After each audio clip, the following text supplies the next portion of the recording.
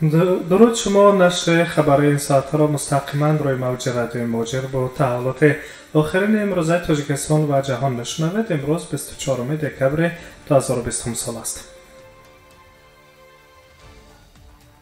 خبرها را از یکاترینبورگ شروع میکنیم.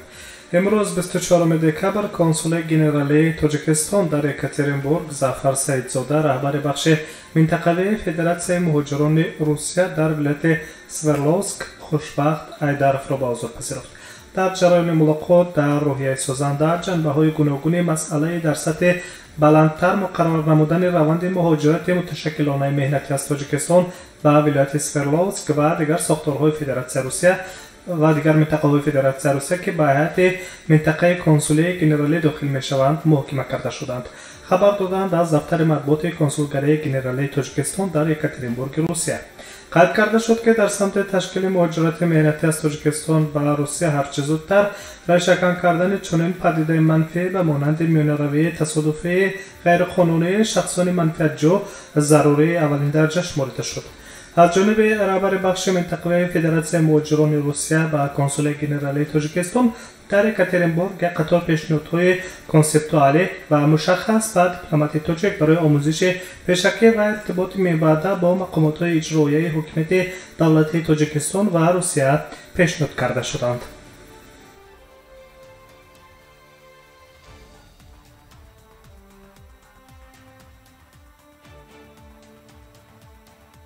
ادامه خبرها.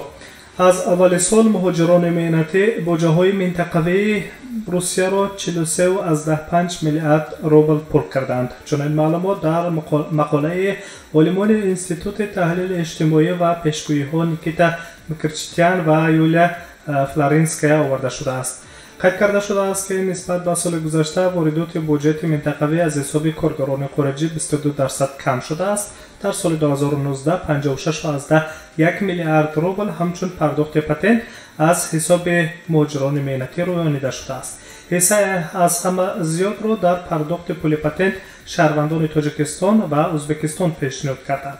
در ظرف 11 ماه سال روان مهاجران تاجیک و ازبک بیش از 90% شماره عمومی پتنت‌های داده شده را در فدراسیون روسیه صاحب گردیدند.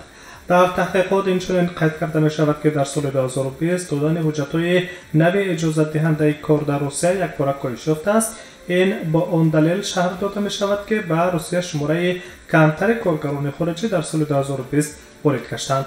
طبق معلومات خدمات مرزبانی فدراسیون روسیه ورود خارجیان در سال 2020 128 مرتبه نسبت به سال 2019 کاهش یافته است.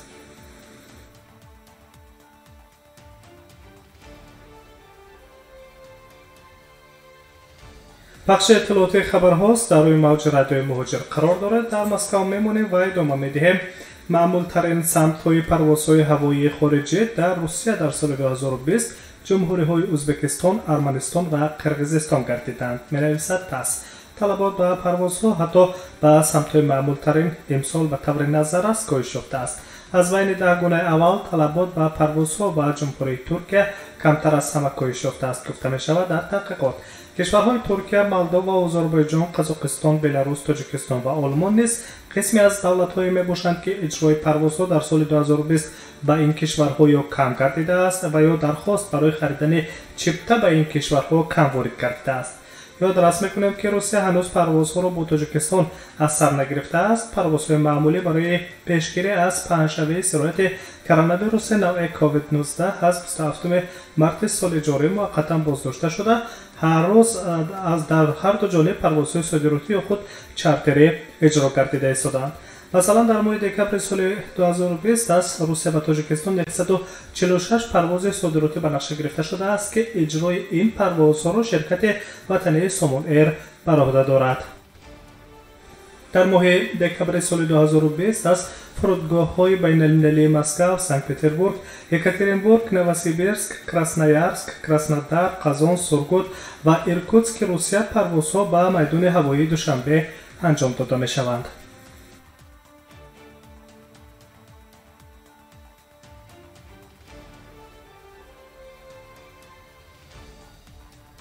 تحولات تاجیکستان و جهان است. ادامه خبرها به موضوع دیگر می‌گذریم. در سال 2021 روسیه به تاجیکستان 830,000 تن سوزشواری و روغن‌های مولدنی و دیگر محصولات نفتی را بدون باج انتقال می‌دهد. وزارت انرژتیک روسیه درباره حجم تعینات بدون باج منبع‌های انرژتیک از فدراسیون روسیه که در دایره توازن‌ها و پروتکل‌های مخصوص با یک قطار جمهوری‌ها از جمله جمهوری تاجیکستان برای سال 2021 به موافقه رسانیده شده است اطلاع داد.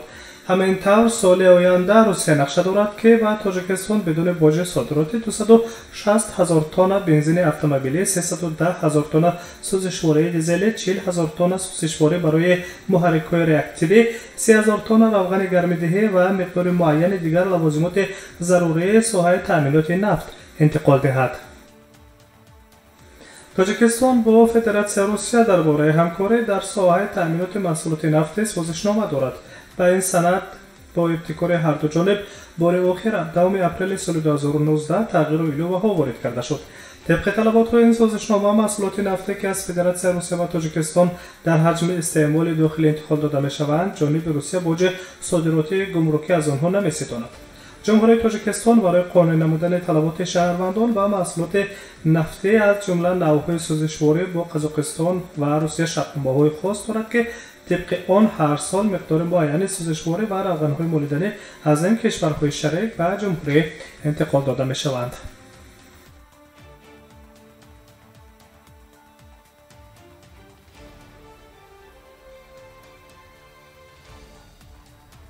در روسیه میمانیم و موضوع دیگر میکنیم. تحولات این ساعت تاجیکستان و جهان را شما میشنوید.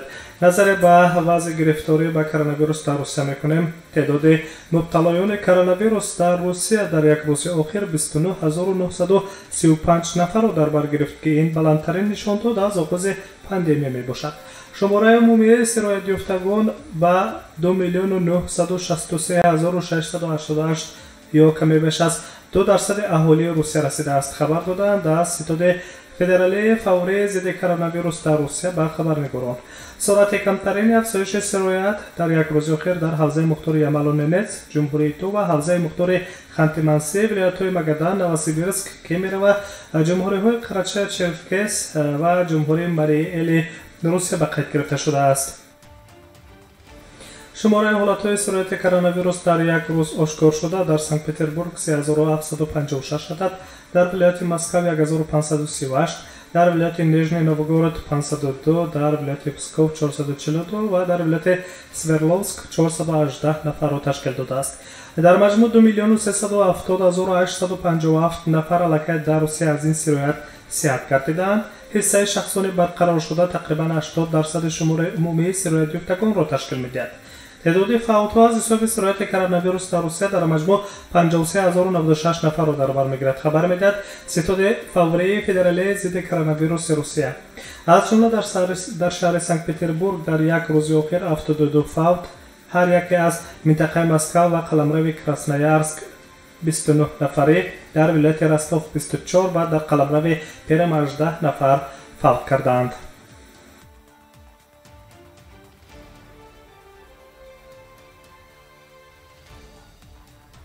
خبرهای این ساعت تاجیکستان و جهان بود مستقیما روی موج رادیو مهاجر. سلامت باشید، شامتان خوش باشد.